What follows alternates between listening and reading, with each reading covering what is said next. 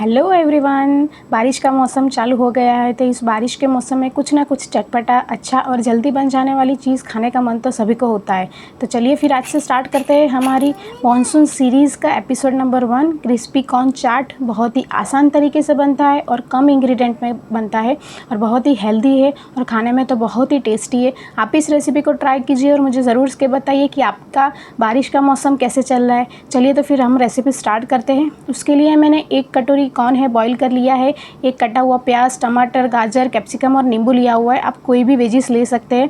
मैंने 1 कटोरी जो बॉईल किया हुआ मकई था उसको बाउल में लेके आधा कप है वो चावल का आटा डाला हुआ है और 2 चम्मच है वो मैंने कॉर्नफ्लोर डाला हुआ है। अगर आपके पास कॉर्नफ्लोर नहीं है तो आप उसको स्किप करके मैदा भी डाल सकते हैं। उसके बाद 1 चम्मच मैंने लाल मिर्च पाउडर, आधा चम्मच धना जीरा पाउडर, आधा चम्मच 1/4 चम्मच के करीब मैंने हल्दी पाउडर, स्वाद के अनुसार नमक, चाट मसाला डाला हुआ है और इस चीज़ को सबको अच्छे से मैंने मिक्स कर लिया है।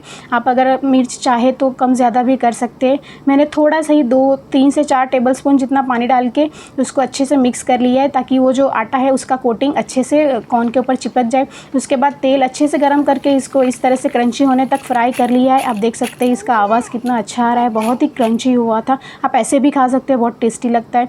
उसके बाद बारीक कटा हुआ वेजिस डालेंगे। मैंने डाला है टमाटर, गाजर, प्याज और कटा हुआ मैंने कैप्सिकम डाला है और एक पूरा नींबू है वो मैंने उसके अंदर डाला है। आप चाहे वो वेजिस इसके अंदर ऐड कर सकते हैं और आप चाहे वो आप कट भी कर सकते हैं। इसके बाद इसको अच्छे से मिक्स कर दिया है और थोड़ा सा आमचूर पाउडर डाला हुआ है बहुत ही अच्छा टेस्ट आने के लिए। इस तरह से मैंने सर्व किया है। आप भी एंजॉय कीजिए मॉनसून और मिलते हैं नेक्स्ट सीरीज़ में। Bye bye.